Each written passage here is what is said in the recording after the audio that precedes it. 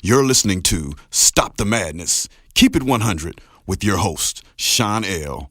Let and Tone the Stone on STMK Radio 100, 100, 100, 100, 100, 100. Tonight on Stop the Madness, Keep It 100, the Honorable Judge Una H.R. Keenon, candidate for mayor of the city of East Cleveland. Her relevant chronological education and service is as follows. 1953, graduate of Tennessee State University. 1975, graduate of Cleveland Marshall Law School, Juris Doctor Cum Laude. 1953 to 1957, social worker, Davidson County Welfare Department, Nashville, Tennessee. 1957 to 1960, social worker, Cuyahoga County Welfare Department. 1960 to 1974, teacher, City of Cleveland, Board of Education. 1975 to 1978, lawyer, Legal Aid Society, City of Cleveland. 1978 to 1980, attorney in charge, Juvenile Division, Public Defender. 1980 to 1983, partner, Johnson, Keenon, and Blackman. 1983 to 1986, managing attorney, United Auto Workers Legal Services. 1986, elected judge of East Cleveland Municipal Court. Dr. Keenan now serves as president of Welfare and Public Relations for the East Cleveland City Schools Board of Education. And now, on Stop the Madness, Keep It 100, the Honorable Dr. Una H.R. Keenan. Wow, welcome everybody, Facebook Live, YouTube, and I really want to say this, that I am very, very honored to have the young lady sitting with us tonight to give me a chance to interview her, Dr. Una H.R. Keenan. She's a legendary politician in Cuyahoga County in the state of Ohio. Her resume is just out of sight. I mean, you can't beat that. If you heard that, she has been a judge, she has been a public defender, she has worked on all sides of the issues here. And we have a treat tonight because we have her live on the phone, and you will get to hear her in her own words. Dr. Una H.R. Keenan, welcome to Stop the Madness and Keep It 100. Thank you so much for having me. This is a real treat for me, and it's an honor to get you to get to know the young people out there. You are working with them in East Cleveland, and a lot of people do not know actually that you are an icon in the political world and all the things you have done and all the service you have did to your community. So to start off, we would like for you to tell the voters and the people of the city of East Cleveland why you want to be their mayor. I am running for the position of mayor of East Cleveland because I feel that East Cleveland must be revitalized to be a city in which residents receive the services that they deserve. And we must have a higher quality of life. I would like to have a city that would say, I am from East Cleveland and be proud of it. I'd like for the residents to realize that they're part of this community, that this is our city, and that we're going to work to make it just what it should be. Not what it was, but what it should be at this point. That's why I'm in this race. Now, Dr. Keenan, you know, the only person that I can say in my lifetime, and I'm almost 60, and you way older than me, that is even facing the problems or have the problems that you're going to have when you come into office day one, and that's President Barack Obama, when we was almost going back into the Depression, and that is scary. Was scary for us in 2008, so I know this has to be scary for the residents of East Cleveland, because I just want to tell our voters some of the problems that you're facing that I don't think everybody in the region really knows what's going on, because the working residents have dwelled steadily since 1970, which has snapped the city income tax collection and cut the city general fund almost below half. A large portion of the city lives at poverty level, which is 43% at poverty level, and another 15 to 20% lives below that. Income tax collection has really, really dropped off, and the city has lost $1 million in revenue since 2012 from the state government cuts. Then you have the city books when you walk into office, you won't even be able to tell what's going on because there's no books, there's no records of audits show that even going back to Eric Brewer, Eric Norton, the financial books was a mess and they haven't been kept up, so nobody knows what was spent or what was taken in. Then you have the biggest issue, the Heron Road Hospital left, and that revenue went away. And if that's not all, you got the issue of merger on your table, plus you got the problems with the East Cleveland dump. So I want to start right here and ask you a question to go into some of those problems. What is your plan or your platform for the city of East Cleveland? I have 15 points that I'd like to talk with you about. I hope I have time for that. You got time to say whatever you want. If we want to, hey, if we got to cut somebody else off the air, you're going to get your time. Go ahead with your 15 points. Okay, let me explain a few of my plans to accomplish during the next 4 years, or at least to initiate the plans as soon as possible. Remember, I'm from the old school, and the old slang is make a plan and work a plan. So number one, first I would develop a transition team with persons from all walks of life, business owners, corporate, community, education, community, landowners, and the city council and other diverse backgrounds for us to decide and to help work together on how to build East Cleveland back up. Number two, I would work very, very hard to build confidence and trust in our city leadership. Number three, and this is coming from a Black woman, we know how to manage our budgets, manage the city within our resources. If we have $100 to spend, then we only spend $100. We can't spend beyond that. That's what has gotten us in a lot of trouble. Number four was to have a transparent administration by disseminating information to the entire community. The people have a right to know, and I think that's part of what is happening here. We are one community, one East Cleveland. Right. All ordinances, resolutions, or other actions taken by the council or the mayor must be reported to the community. And I will make sure that the community knows what is being legislated by distributing the information to all citizens, whether by a newsletter or by some means of technology. That is one of my promises. And number five, rebuild the neighborhoods by creating street and block clubs to work with the administration, including establishing a neighborhood watch program. This will get more citizens involved in the process of bringing the city into the suburb class. This will enhance the quality of life for all of us by helping to develop a sense of community. Number six, this may answer some of your questions. Establish partnerships with organizations that deliver programs that will enhance our quality of life, where we can develop and utilize these programs and assets within the county, the state, and the federal government. Number seven, address gang violence and criminal activities, meaning public safety.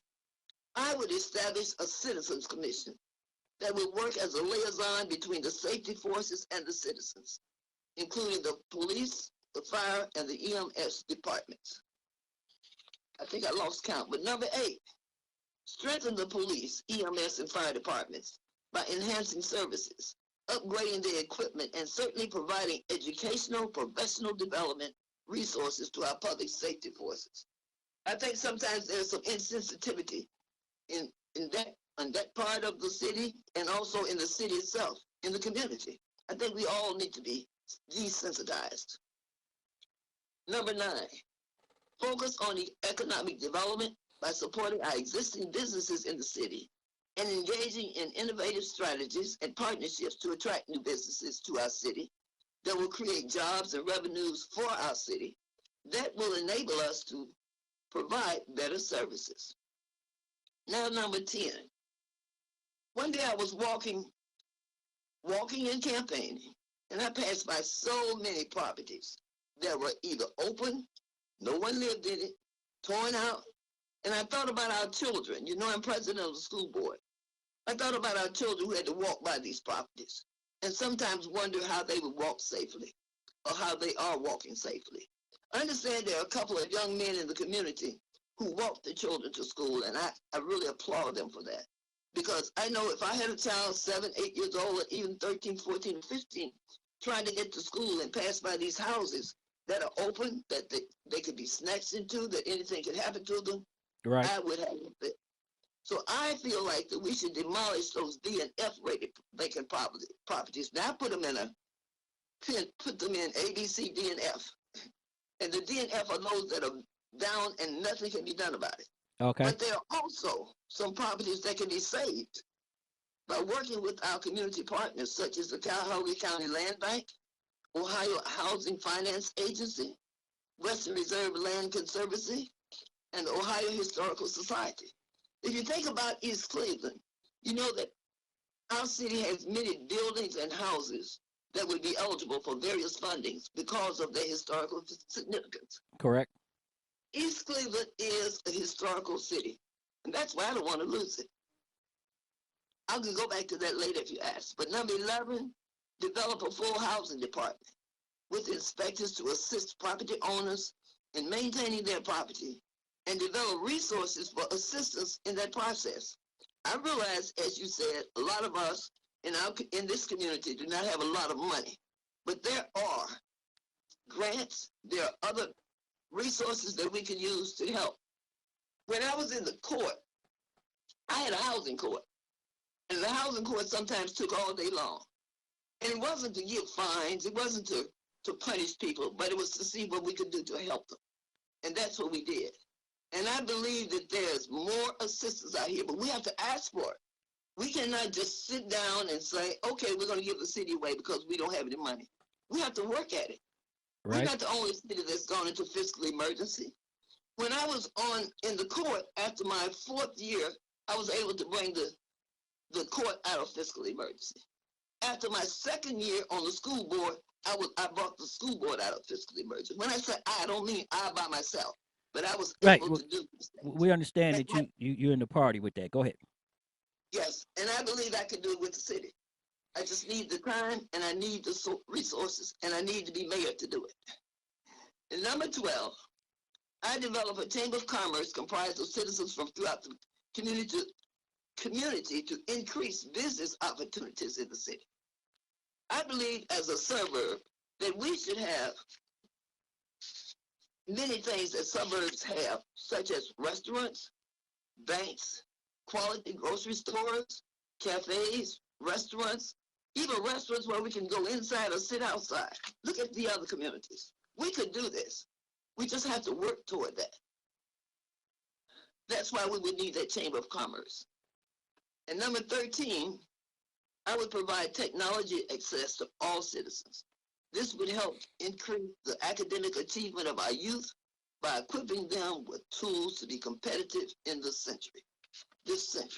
This will level the playing field for our citizens to gain access to employment opportunities. I think everyone should have that available to them. And finally, and I think I heard you say something about this earlier, I will never compromise my moral compass to do anything that would hurt the citizens of East Cleveland in any way like what has happened with this dump on Noble Road for the last 3 years.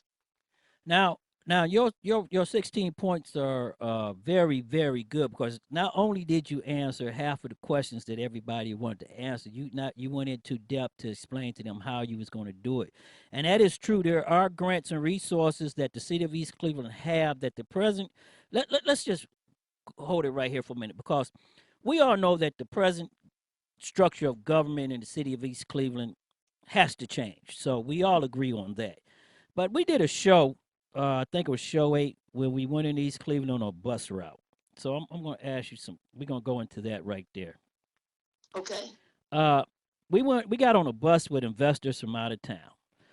One thing that the investors was worried about was the activists and the city not being able to work together and to come to one accord to move the city forward. How do you plan to bring them in to let them know that they have a seat at the table, but everybody has to work together and respect each other's opinions? Well, number one, I would respect them to start with. And that's sometimes lacking. Respecting everyone, the citizens, the council, the judge respect them and work together. I hate to keep going back to when I was judge, but when I was judge, the city worked together. We all worked together. And our people worked together. And it was like a family. And that's what we have to be to make East Cleveland come together. We have to trust each other. We have to talk to each other. And we have to work with each other. Now, the second question, even we're going to stay right there, is that, East Cleveland has been divided into three parts. The West End is from from East 125th up to Terrace Road, back to University Circle. That's what they call the West End. And then the East End is the hilltop area where the working people are, and homes that are keeping their, how you want to say it, keeping their value. And then you have the north end, which is the third end, where you have all the abandoned properties and apartment buildings in the middle of town. Right. Now, my question is this. I don't know if you're familiar with the term CRIS. Most people call these investors CRIS and University Circle. But the present government structure in East Cleveland did the investors a very, very good favor, because they made the West End already available for them, because they already prepared it for investors. Okay, all they got to do is come in and build up. So, have you thought about getting into a partnership with University Circle and Cleveland and Cuyahoga County, like they have in the University Circle area, where you allow University Circle to come into that section, build it up, the city gets the revenue, University Circle help with the police department and some of the services and stuff like that, and the corporation comes in and work with the city. Maybe the city has to give them a little bit more control of that West End. Have you thought about that, or has that been floated toward your administration? Yes, I have. I've definitely thought about it, and I've talked with some people that you're speaking of now. And I've worked with them.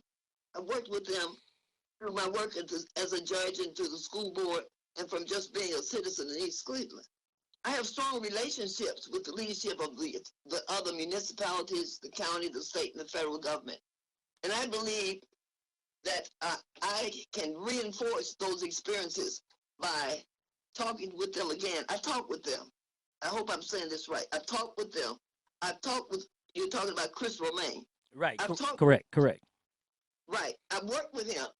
Even when Mr. Parker had his Greens Festival, he and I were judges together.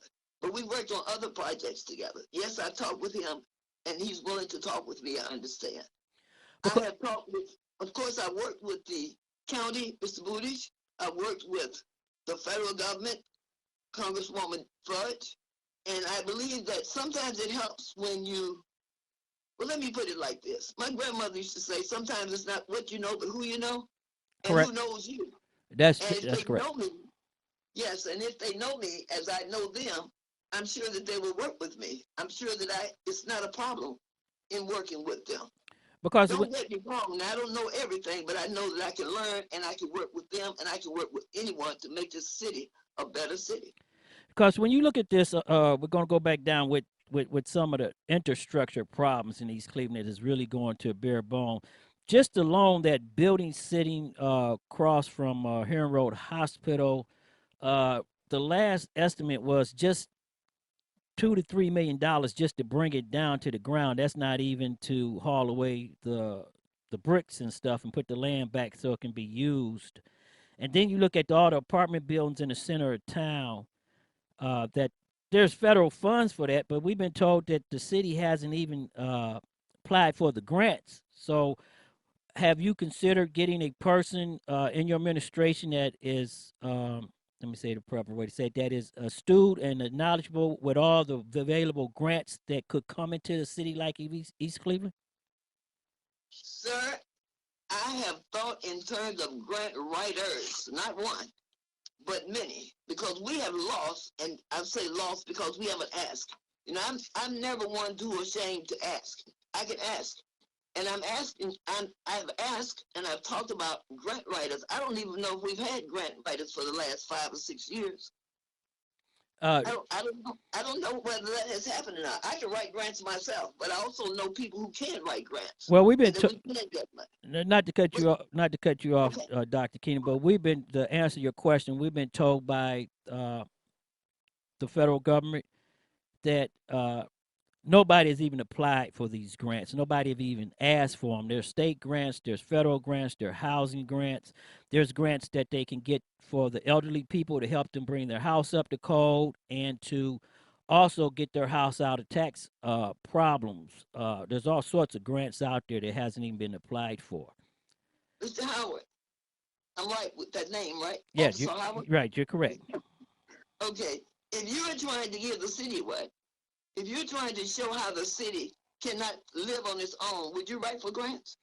I agree with you on that, but my personal opinion on that issue has been gone so far on that, and as a progressive talk show host and everything, and being an ex law enforcement officer, I believe in doing, and I believe in moving on, and I believe that it's time that the people of East Cleveland has to understand what they faced, and instead of going back into the problems that caused the problems, we need to find out how to get past that. And I agree with you on what you just said, but I'm not going to speak on that issue right there because we don't have that I'm much not, time. and I'm not either.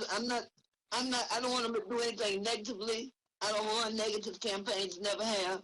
But we just want to look at the realistic part of it. Now, my next question is, you got, they say 17,500, 17,600 residents in the city of East Cleveland, but I believe there's close to more than like 20,000 people in East Cleveland, or even higher, because we I have agree. we have to understand that most people do not register for the census, and they don't talk to the people, the government, when they come in, so we don't get a correct record.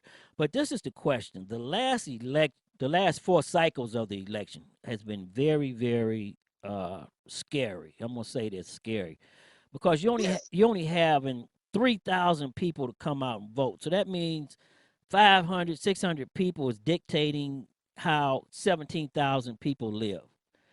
right. What has been your as for your campaign to get into the city, to get all these people to get out and at least get 50%? I say 10,000 people to come out, or 9,000 people to come out to vote, to let them know that they're in control of their destiny. Have you started a campaign? I know you have because you're running for mayor, but I mean, how are you doing that? We have started a campaign toward the voters. We are making a concerted effort to get people out. And we walk the streets, we talk to them, and we have a team that's doing just that to get people out to vote. We have a team that's going to do just that and getting them to the polls. We have a team in just that and getting those absentee ballots in and getting them done. We are working hard on that. We need everyone to come out and vote. And I always say this, and I don't know whether it's right or wrong, but I say this when they say, oh, you know you're going to be all right. You know you're going to win. I said, don't do me like everybody did Hillary, saying they're going to win and don't go to the polls. Well, I I agree. need you. I agree with that because I want everybody. We've been saying before that democracy has responsibility, and you get the government you vote for, and if you Right. don't vote, you get the government that you voted for because you didn't go out and vote. That's how come we have Trump in office and all the chaos that we have now. And we're going back. By you being old school, you can understand what I'm about to say right here. Is that Right. uh, Right. your forefathers taught you and brought you into the education ring and pushed you out, and you were like the catalyst of the ladder for people like me when I went in under the descent degree, and other people to get an education, come into the community to make that change and to make a life better for not only me but everybody in the community. And that's where we were losing it at, as I keep telling everybody else, is that we're letting the kids, they're not following us. They're not coming behind us. We broke that ladder somewhere, so we got to get that ladder back to bridge it, so they can come with us. But I want to ask you this question, and I mean, you have answered everything for us to the point that really the people of East Cleveland really need to understand this. With all that's going on with the dump, a lot of people have they have expressed their concerns about health issues and everything. The state of Ohio and the city of Cleveland has basically came and gave the owner a clean bill because what they did was they said there was no let me see how to say this, no medical evidence that anybody in there could get sick from the material that was there. So basically what they're saying, it wasn't a danger to the residents. But you have a lot of elderly residents there that doesn't feel at ease, and they feel that the state and the city has left them behind. So Yes. what would you say to those residents to let them know that you're there for them and you're going to monitor things and you're going to help them, and you're going to set programs up that they can come in and have access to if they feel something there? I certainly would set up that kind of program. I've talked to some of them. I've talked to a lot of them. And I feel, and I don't care what the state says, I feel that they've been hurt by that. They have actually been hurt. Their physical being is being hurt. Their moral spirit is being hurt. I've had some that says they can't sit on their front porch anymore. I have some that walk around with a mask on them. They're afraid because they have other illnesses and they don't want this to be a part of it. That's why I said earlier that I'm so sorry that these people were forced to live near this. And I want to know, how did it start? I know who sponsored it. I know who sponsored that dump. I know that now everybody's taking credit for getting rid of the dump, but I know how it got there in the first place. I think some people have forgotten. And, But and that's true because it's the breakdown. We had some activists on our show from East Cleveland, and I believe name of the show is "Stop the Madness, Keep It 100." So what we do, we call it as it is. And as when we had the activists on there, we told them the same thing. When they recall one person, they should have recalled everybody. Okay, right, that way they start fresh, recalling this person and then putting this person in charge and letting him make it worse than trying to recall him. That's no way to go. But I want to know, with all your history, and you got some great history there, and we don't have that much time because I know your campaign manager only gave us 30 minutes. But with all your history and being able to talk to different levels, the elders, the people like the children that came up like me up under you, and then to the millennials, for the people right now, and it says, well, Judge Keenan had her chance, or maybe I'm not there with her right now, or maybe I can't pull that leather for her, or anybody that has doubt about that. What I want you to do is, I don't want you to talk to me. I don't want you to talk to the people that's backing you. I don't want you to talk to your campaign manager. I want you to talk to the people in the city of East Cleveland that has doubt or has not made up their mind. I want you to tell them why they should look at you. okay. I would like to say to them that I have served this city for 30 years as a judge and as a school board president, and I have learned a lot. Not thinking in terms of, not adding in terms of what I did before I came here. I've run budgets, many budgets larger than the city of East Cleveland. I have taken, as I said earlier, agencies and entities out of fiscal emergency. I know the government. I know the government and how it should be run. I believe that I can, with my wisdom and my discernment and what people call me a reasonable temperament, I can make this city work. I could use what I have learned while working for this city to now be the mayor that understands what the children need, what the citizens need, what the adults need, and I will always be here to help young people get ahead. I've always believed that I believe it's better to raise a child than to repair an adult. That was my theme all the time because the young people are my heart. I taught school in the Cleveland Public School System for 14 years, and I worked in the welfare department, and I know the children. Add that into the fact that I'm president of the school board. I'm working for the children now. Add that to the fact that I was your judge, a fair and honest judge. Add that to the fact that I've just served East Cleveland, and I'm asking for your support. I'm asking for your prayers. I'm asking for you to think back and say, not she's too old, but she has that experience. She has what's necessary to be a leader. And when I've had so many people say to me something about the age factor, and at first I just smiled, but my first thought is, I don't know if you know, but I'm an ordained minister also. And I went back to the book of Esther, when Esther said, at such a time like this, if it's something that you know you can do, then you need to get out and try to do it. And that's what I would like to do. So I'm asking again for your support, your prayers, and your vote to make me the next mayor of the city of East Cleveland. And I will not let you down, I promise. ladies and gentlemen, that is the Honorable Dr. Una H.R. Keenon. I am so blessed to be able to have this interview with you, to put this out on social media. I'd like to thank you for showing us some love and coming into on the air with us.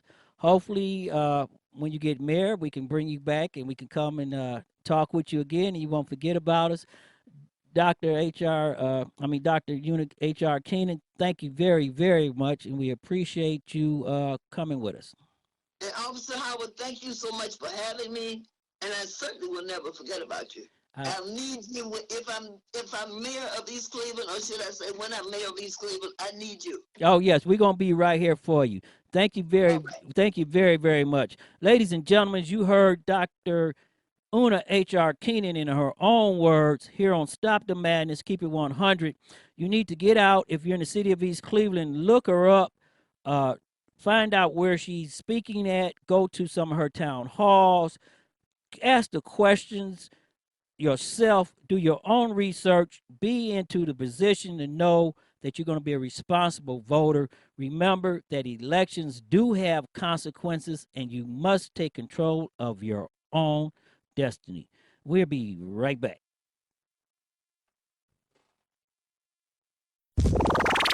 You're listening to STMK Radio 100.